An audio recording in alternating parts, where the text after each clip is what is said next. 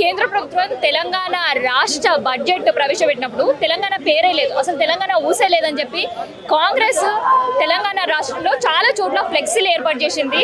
రాష్ట్రానికి కేంద్రం ఇచ్చింది గాడిద గుడ్డి అని. మరి తెలంగాణ రాష్ట్రంలో కూడా బడ్జెట్ ప్రవేశపెట్టిర్రు. మరి బడ్జెట్ పైన బీజేపీ మోర్చా ఉన్నారు, అసలు వాళ్ళు ఏమంటారు నేను తెలుసుకుంటాను. సో ఏమంటారన్నా అసలు రాష్ట్ర బడ్జెట్ పైన మీ ఒపీనియన్ ఏంటి?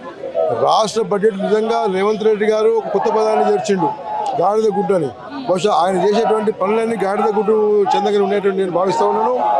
కేంద్రం ఏమిచ్చింది అంటున్నాడు, ఏమాత్రం విచక్షణ లేకుండా, ఎటువంటి ఆలోచన లేకుండా మాటలు చిన్నపిల్లల మాటలు రేవంత్ రెడ్డి గారు చెప్తే ఒక అవగాహనతోటి సరైనటువంటి జ్ఞానంతో మాటలు కాబట్టి కేంద్రము గతంలో 32, 34, 33% ఉన్నటువంటి నిధులు రాష్ట్రాల యొక్క వాటాను 42% పెంచింది.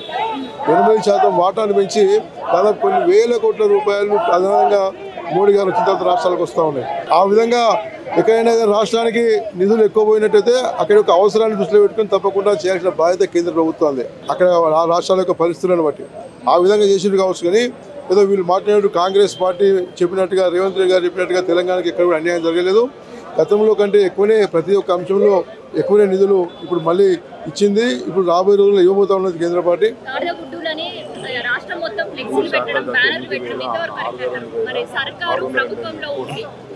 వాళ్ళ ఇంగిత జ్ఞానానికి వదిలిపెట్టేస్తాం. భారతీయ జనతా పార్టీ అటువంటి విధంగా నీచ రాజకీయాలకు పాల్పడే పార్టీ కాదు. వాళ్ళు ప్రజలను తప్పుదో పట్టించి ఒక అబద్ధాన్ని 100 సార్లు చెప్తే నిజమైనటువంటి వ్యవహారం కాంగ్రెస్ పార్టీది. గత ఎన్నో సంవత్సరాలుగా ప్రజలను వంచిస్తూ అధికారం కొరకు పక్కతో పట్టించే ప్రయత్నం చేస్తూ ఉన్నారు. ఎంతసేపు అసెంబ్లీలో మాట్లాడినప్పుడల్లా తెలంగాణ రాష్ట్ర ప్రజలకు ఏ విధంగా చేసినాము, ఏం చేసినాము విషయాన్ని పక్కన పెట్టేసి గతంలో బీఆర్ఎస్ పార్టీ ఇట్లా చేసింది, పార్టీ చేసిండ్రు, దోసుకున్నారు, ఆ విధంగా అంటే ప్రజల యొక్క దృష్టిని పక్కకు మళ్ళించే విధంగా తప్పితే వాళ్ళ యొక్క అసమర్థతను బయటపడతామని చెప్పేసి వాళ్ళ విధంగా తప్పుడు మాటలు మాట్లాడుతూ ఉన్నారు. ఇవాళ 10 మంది హిట్లర్లు ఉన్నారు ఇవాళ ఈ ప్రభుత్వంలో. ఎవరికి వాళ్ళే నాయకులు. నా జోలికి నువ్వు రావద్దు, నీ జోలికి నేను రా అని చెప్పే విధంగా ఇలా కాంగ్రెస్ పార్టీలో ఉన్న ముఖ్యమంత్రి కానీ మంత్రులు కానీ ఈ విధంగా ఎవరికి వాళ్ళు రాష్ట్రాన్ని విభాగాలను పంచుకొని వాళ్ళ రాష్ట్రాన్ని దోచుకునే ప్రయత్నంలో ఉన్నారు. అందుకని సమాజం చూస్తూ ఉన్నది. లోకల్ బాడీ ఎలక్షన్లోనే ప్రజలు వాళ్ళ యొక్క తిరుగుబాటును చూపిస్తారు. వెంటనే ఇకనైనా చేసినటువంటి పొరపాటును సరిదిద్దుకోండి ముఖ్యమంత్రి గారు. కాంగ్రెస్ ప్రభుత్వం ప్రతి ఒక్కరు కూడా వెంటనే బీసీ డిక్లరేషన్లు ఏ విధంగా అయితే 10 లక్షల రూపాయల వరకు విద్యా లోన్ ఇస్తామని చెప్పారు, అది స్కిల్ డెవలప్మెంట్ సెంటర్లు ఇస్తామని చెప్పారు. గొల్ల కుర్మలకు వెంటనే ఈ విధంగా గొర్రెలు మేకలు వెంటనే ఇంతేస్తామని చెప్పారు. ఫీజు రియంబర్స్మెంట్ దాదాపు 7,000 కోట్ల బకాయి ఉన్నది. పిల్లలు ఎంత ఇబ్బందులు పడుతూ ఉన్నారంటే కాలేజీలలో స్కాలర్షిప్లు లేక కాలేజీ యాజమాన్యాలు వాళ్ళ ఇబ్బందులు గురి చేస్తూ ఉన్నారు వాళ్ళ స్కాలర్షిప్ రాక. ప్రభుత్వం అవన్నీ విడిచిపెట్టేసి వాటి మీద సోయి పెట్టకుండా అనవసరమైనటువంటి విషయాల మీద దృష్టి పెట్టి ప్రజలను మోసపెట్టే ప్రయత్నం చేస్తూ ఉన్నది. కాబట్టి ఇంకా ఎన్ని రోజులు ప్రజలు నమ్మేటువంటి పరిస్థితి లేరు. వెంటనే మీ యొక్క తీరు మార్చుకోండి, ప్రజల సమస్యల మీద దృష్టి పెట్టండి, అసెంబ్లీ సమావేశాలను సద్వినియోగం చేయండి.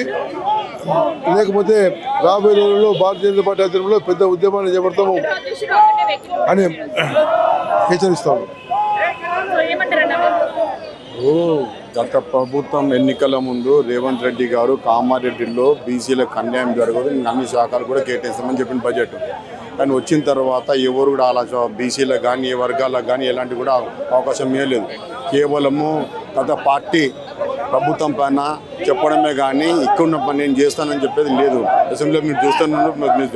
ఇంకోటి ఏంటంటే కేంద్రం పైన ఆరోపణలు చెప్తున్నాడు. అన్ని శాఖలు కేటాయించి 8,62,440 బడ్జెట్ కేటాయించి అన్ని శాఖలు కలిపి ఏది కిషన్ గారి ఆధ్వర్యంలో కూడా ఏంటంటే ఖాళీ 2,02,400 చిల్లరని ఇచ్చిండు. కానీ అనేది ఏంటంటే ఏదైనా కానీ చెప్పిన వాగ్దానం నెరవేర్చే ప్రయత్నం చేయాలని చెప్పి మనం చేస్తున్నాం. బీసీల ఒకవేళ ఆయన చేయలేని పని ఇంకా ఉద్యమంగా ఇంకా ప్రభుత్వం అవుతుందని చెప్తున్నాం.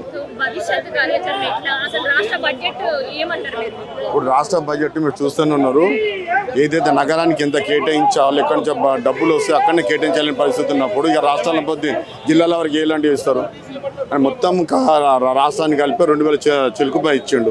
దాంతో ఇంకేమి ఇచ్చిండు చెప్పండి. కానీ కేంద్రం అన్ని శాఖలు కేటాయించి 8,62,448 కోట్లు ఇచ్చిండు, లక్షల కోట్లు ఇచ్చిండు. దానికి గుర్తిస్తలేడు. కేవలం ప్రభుత్వం ఏం చేయాలని చెప్పి చెప్పడం జరిగింది.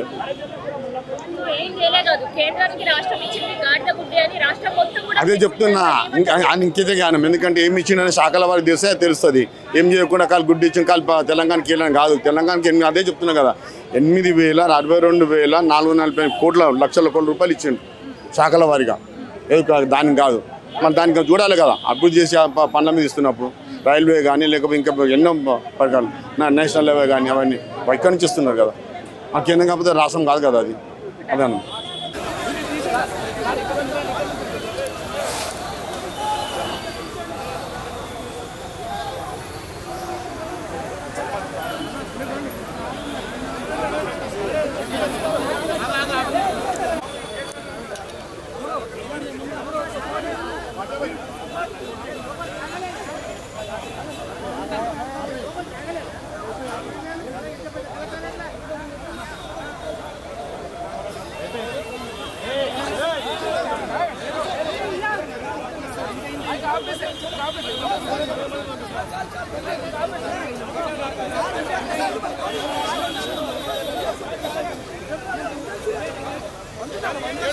गेट